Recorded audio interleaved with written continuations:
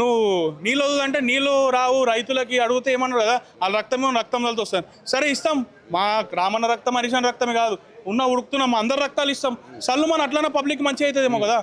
అట్లనే పబ్లిక్కి నీళ్ళు వదులుతావా లేకపోతే పంటలు పండిస్తావా, ఏం చేస్తావు చెయ్యి.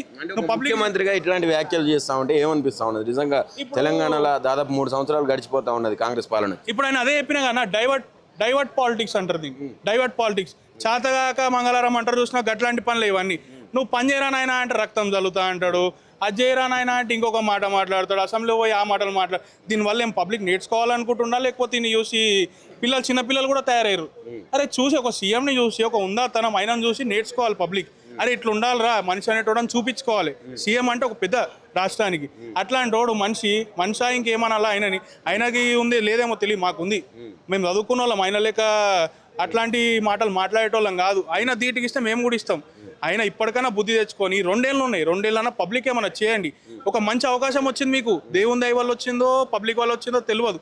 వచ్చినాక ఇప్పటికైనా ఉపయోగించుకొని దాన్ని మీరు సక్రమంగా పబ్లిక్ కోసం, మా కోసం కాదు ఎవరి కోసం కాదు, పబ్లిక్ కోసం ఈ 2 సంవత్సరాలు చేయండి.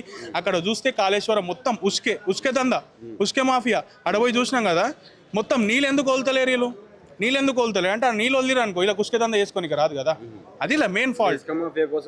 ఇసుక మాఫియా అని 100%. అరే నీకు మేడిగట్ట కూలింది కుంగిందండి 2 మిగిలిన ఏమైనా